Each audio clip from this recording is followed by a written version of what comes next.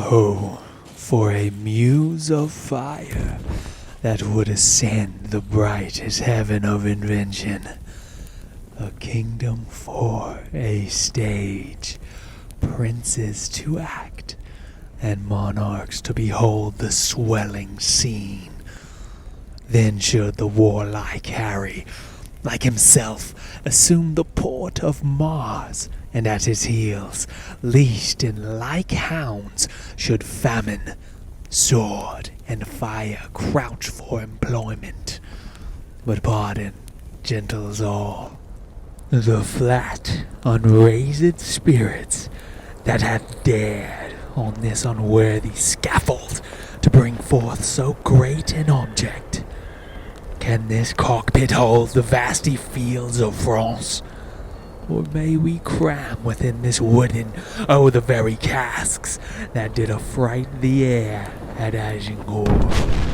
Oh, pardon, since a crooked figure may attest in the little place a million, and let us, ciphers to this great account on your imaginary forces work.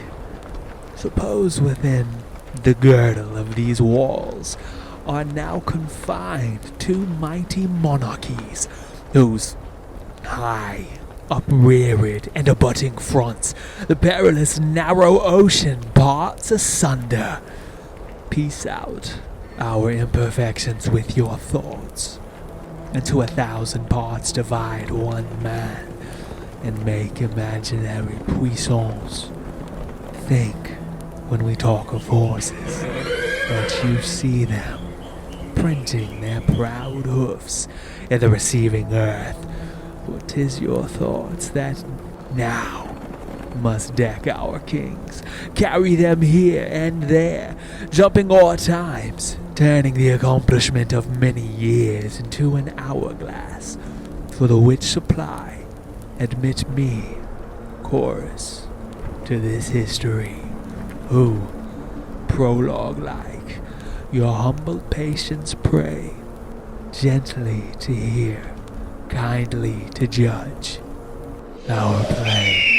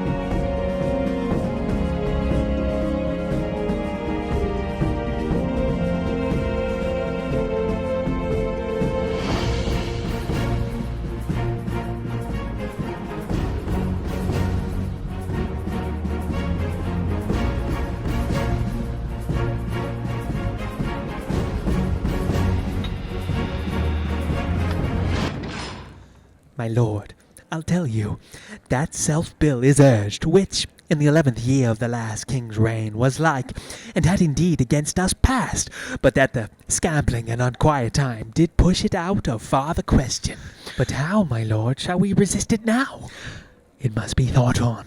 If it pass against us, we lose the better half of our possession, for all the temporal lands which men devout, by testament, have given to the church would they strip from us, being valued thus, as much as would maintain to the king's honour.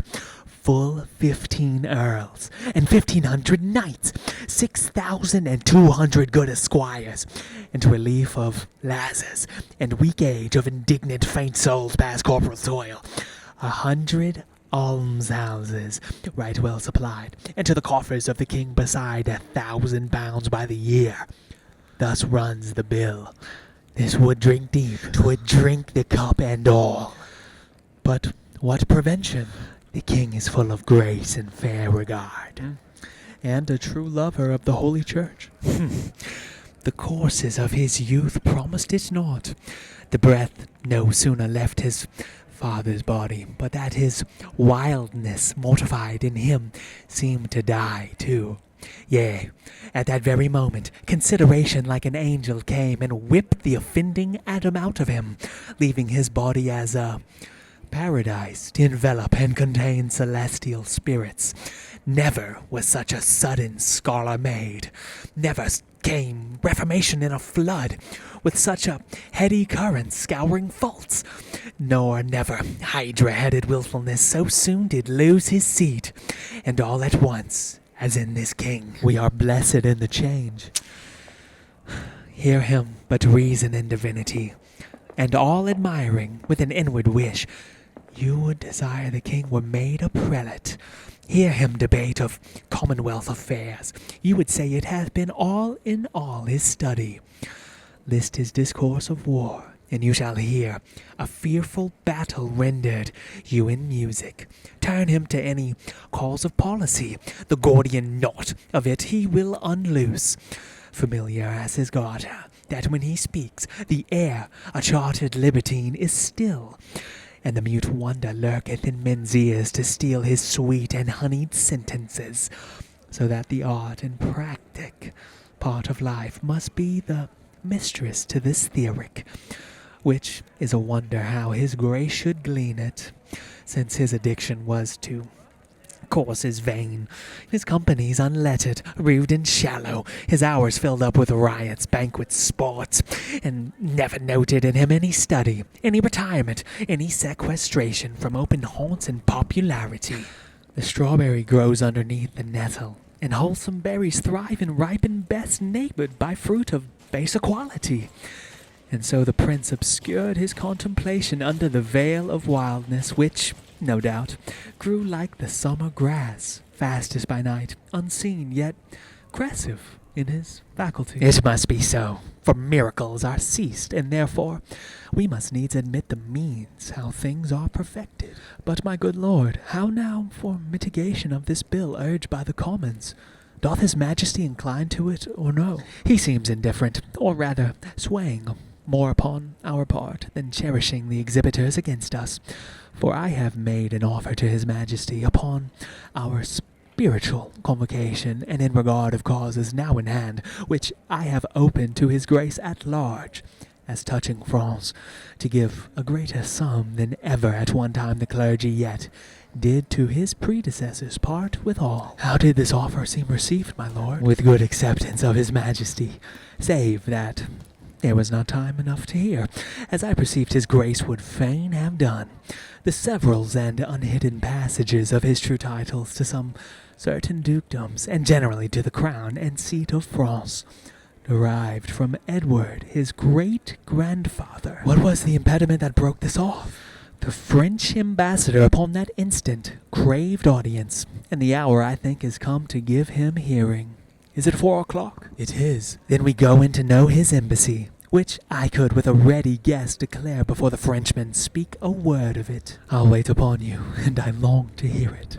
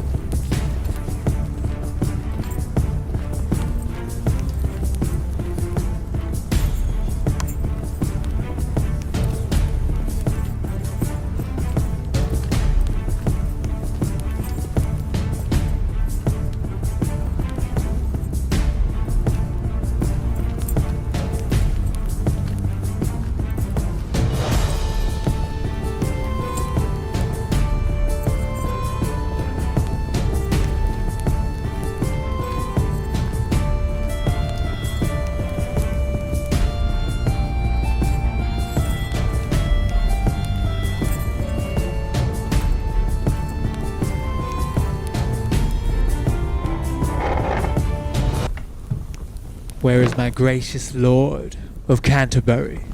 Not here in presence. Send for him, good uncle. Shall we call in the ambassador, my liege? Not yet, my cousin.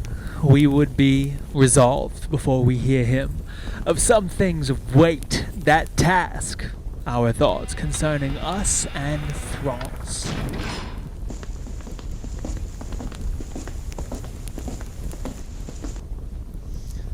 God and his angels guard your sacred throne and make you long become it. Sure, we thank you, my learned lord.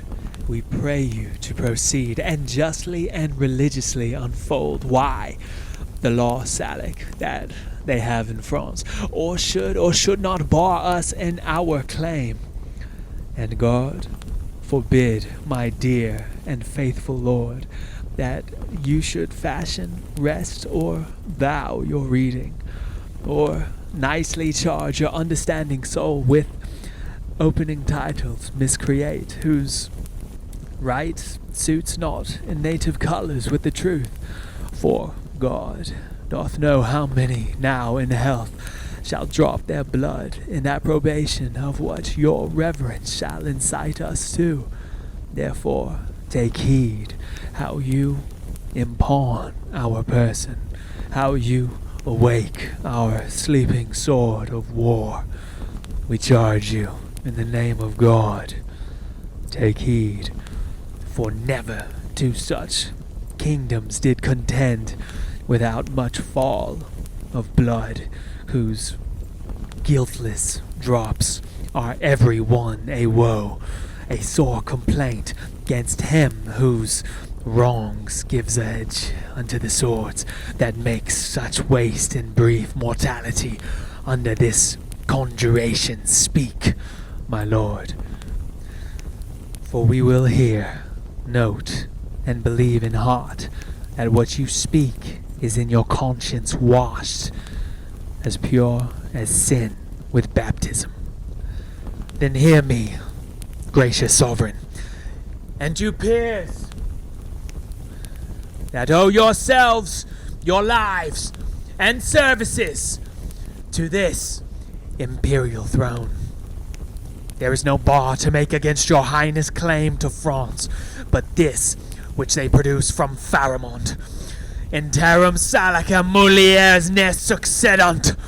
No woman shall succeed in Salacland, which Salacland the French unjustly glows to be the realm of France and Pharamond, the founder of this law and female bar.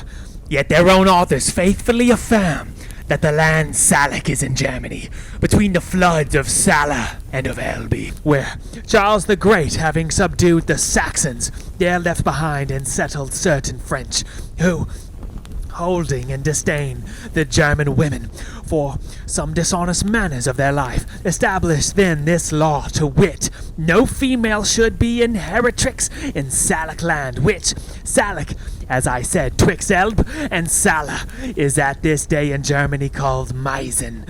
Then doth it well appear the Salic law was not devised for the realm of France, nor did the French possess the Salic land until 421 years after the function of King Pharamond. Idly suppose the founder of this law, who died within a year of our redemption, 426, and Charles the Great subdued the Saxons and did seat the French beyond the river Sala in the year 805. Besides, their writers say King Pepin, which deposed Chalderic, did, as heir general, being descended of Blithild, which was daughter of King Clothaire, make claim and title to the crown of France. Hugh Capet also, who usurped the crown of Charles the Duke of Lorraine, sole heir made of the true rule and stock of Charles the Great, to find his title and some shows of truth, though in pure truth it was corrupt and naught, conveyed himself as the heir to the Lady Lingard, daughter to Charlemagne, who was the son to Louis the Emperor, and Louis the son of Charles the Great. Also, King Louis the Tenth who was sole heir to the usurper Capet, could not keep quiet in his conscience wearing the crown of France, till satisfied that fair Queen Isabel, his grandmother, was lineal of the Lady Ermengarde, daughter to Charles, the foresaid Duke of Lorraine, by the which marriage the line of Charles the Great was reunited to the crown of France, so that as clear as is the summer's sun, King Pepin's title, and Hugh Capet's claim, King Louis his satisfaction, all appear to hold in right and title of the female, so do the kings of France unto this day. Howbeit, they would hold up this Salic law to bar your highness claiming from the female, and rather choose to hide them in a net than amply to embar their crooked titles usurped from you and your progenitors.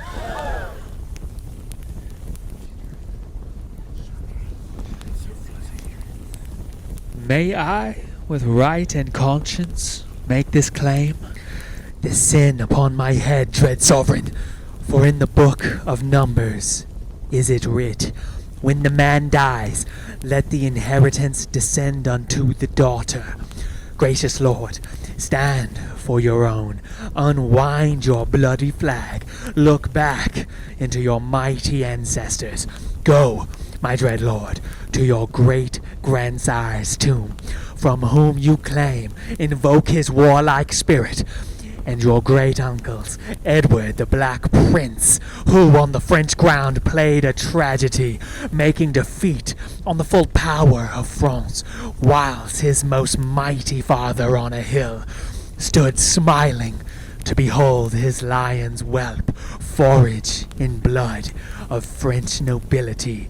Oh, noble English, that could entertain with half their forces the full pride of France, and let another half stand laughing by, all out of work and cold for action.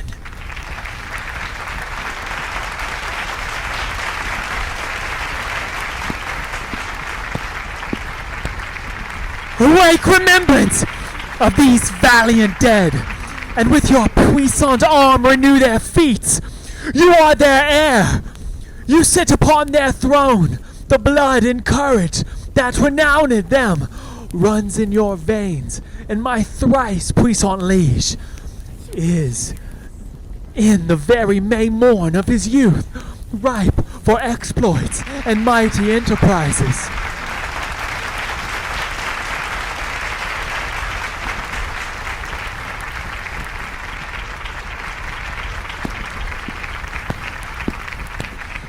Your brother, kings and monarchs of the earth, do all expect that you should rouse yourself, as did the former lions of your blood.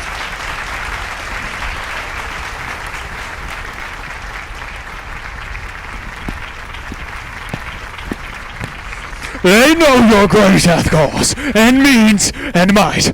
So hath your highness. Never, King of England, had nobles richer and more loyal subjects, whose hearts have left their bodies here in England, and lie pavilioned in the fields of France.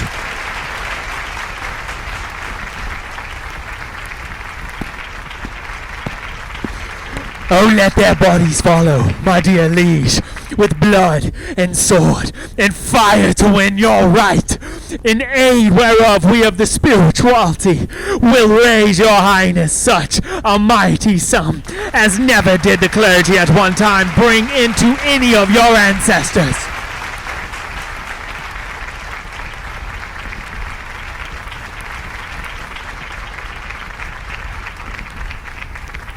We must not only arm to invade the French, but lay down our proportions to defend against the Scot, who will make road upon us with all advantages. Day of those marches, gracious sovereign, shall be a wall sufficient to defend our inland from the pilfering borderers. We do not mean the coursing snatchers only, but fear the main intendment of the Scot, who hath been still a giddy neighbour to us.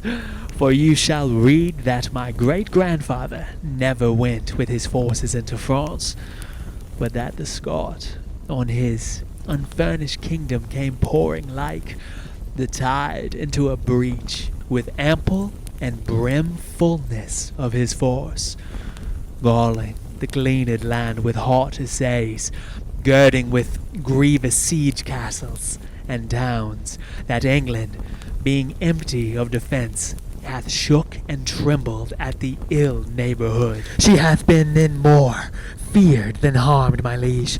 For hear her, but exampled by herself, when all her chivalry hath been in France, and she a mourning widow of her nobles, she hath herself not only well defended, but taken and impounded as a stray the King of Scots, whom she did send to France to fill King Edward's fame with prisoner kings, and make her chronicle as rich with praise as is the ooze and bottom of the sea with sunken wrack and sumless treasuries. But there's a saying very old and true, if that you will France win, then with Scotland first begin. For once the eagle, England, being in prey, to her unguarded nest the weasel Scot comes sneaking, and so sucks her princely eggs, playing the mouse, in absence of the cat, to tame and havoc more than she can eat. It follows then the cat must stay at home, yet that is but a crust necessity, since we have locks to safeguard necessaries, and pretty traps to catch the petty thieves, while that the armed hand doth fight abroad, the advised head defends itself at home. For government, though high and low and lower, put into parts, doth keep in one consent, congreeing in a full and natural close like music. Therefore doth heaven divide the state of men in divers functions, setting endeavour in continual motion, to which is fixed as an aim or but obedience. For so work the honey bees, creatures that by a rule in nature teach the act of order to a peopled kingdom. They have a king, and officers of sorts, where some like magistrates correct at home, others like merchants venture trade abroad, others like soldiers armed in their stings make boot upon the summer's velvet buds, which pillage they with merry march bring home to the tent royal of their emperor, who, busied in his majesties, surveys the singing masons building roofs of gold, the civil citizens kneading up the honey, the poor mechanic porters crowding in, their heavy burdens at his narrow gate, the sad-eyed justice with his surly hum, delivering all to executors pale, the lazy yawning drone. I this infer, that many things having full reference to one consent may work contrariously, as many arrows loosed several ways come to one mark, as many several ways meet in one town, as many fresh streams meet in one salt sea, as many lines close in the dial center, so many 1,000 actions once afoot end in one purpose, and be all well born without defeat. Therefore to France, my liege, divide your happy England into 4, whereof take you 1/4 into France, and you withal shall make all Gallia shake, if we with thrice such powers left at home cannot defend our own doors from the dog. Let us be worried, and our nation lose the name of hardiness and policy.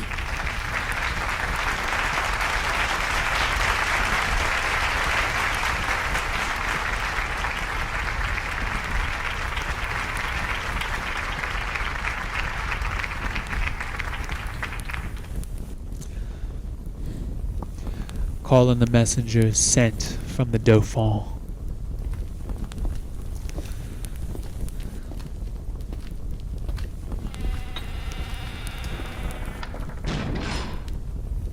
Now are we well resolved, and by God's help and yours, the noble sinews of our power, France being ours, will bend it to our awe, or break it all to pieces. Or there will sit, ruling in large and ample empery, o'er France and all her almost kingly dukedoms, or lay these bones in an unworthy urn, tombless, with no remembrance over them.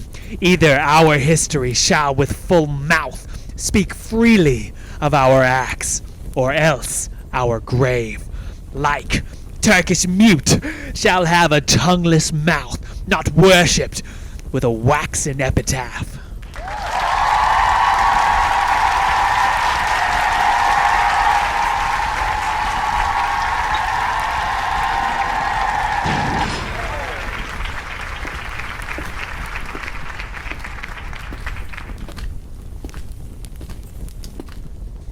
Now are we well prepared to know the pleasure of our fair cousin Dauphin, for we hear your greeting is from him, not from the king. May it please your majesty to give us leave freely to render what we have in charge, or shall we sparingly show you far off the Dauphin, meaning, and our embassy? We are no tyrant, but a Christian king, unto whose grace our passion is as subject as is our wretches fettered in our prisons. Therefore with frank and with uncurbed plainness, tell us the Dauphin's mind. Thus then in few, your highness lately sending into France, did claim some certain dukedoms in the right of your great predecessor King Edward III, in answer of which claim the prince, our master, says that you savor too much of your youth, and bids you be advised. There is naught in France that can be with a nimble galliard one. You cannot revel in dukedoms there. He therefore sends you meter for your spirit, this ton of treasure, and in lieu of this desires you let the dukedoms that you claim hear no more of you. This the Dauphin speaks. What treasure, uncle?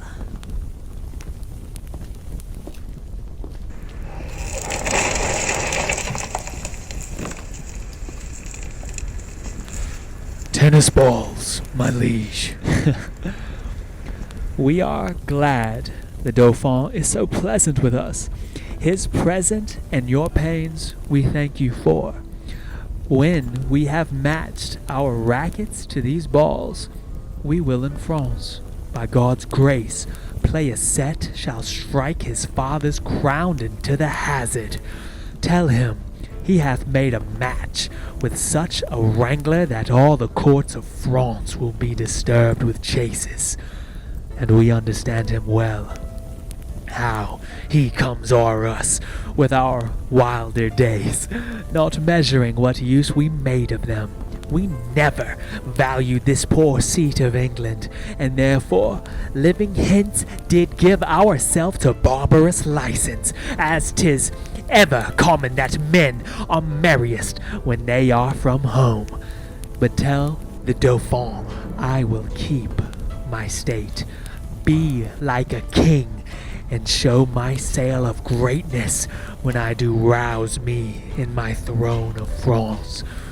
For that I have laid by my majesty, and plodded like a man for working days, but I will rise there with so full a glory that I will dazzle all the eyes of France. Yea, strike the Dauphin blind to look on us, and tell the pleasant prince this mock of his hath turned his balls to gunstones, and his soul shall stand sore charged for the wasteful vengeance that shall fly with them. For many 1,000 widows shall this his mock out of their dear husbands, mock mothers from their sons, mock castles down, and some are yet ungotten and unborn that shall have cause to curse the Dauphin's scorn. But this lies all within the will of God, to whom I do appeal, and in whose name tell you the Dauphin I am coming on to venge me as I may, and to put forth my rightful hand, in a well-hallowed cause. So get you hence in peace, and tell the Dauphin his jest will savour but of shallow wit, when thousands weep more than did laugh at it. Convey them with safe conduct. Fare you well.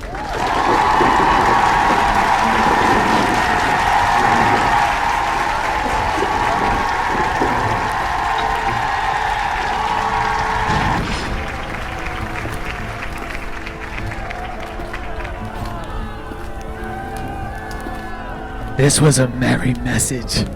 We hope to make the slender blush at it. Therefore, my lords, omit no happy hour that may give furtherance to our expedition. For we have now no thought in us but France, save those to God that run before our business. Therefore, let our proportions for these wars be soon collected, in all things thought upon, that may, with reasonable swiftness, add more feathers to our wings. For God, before we'll chide this Dauphin at his father's door. Therefore, let every man now task his thought, that this fair action may now on foot be brought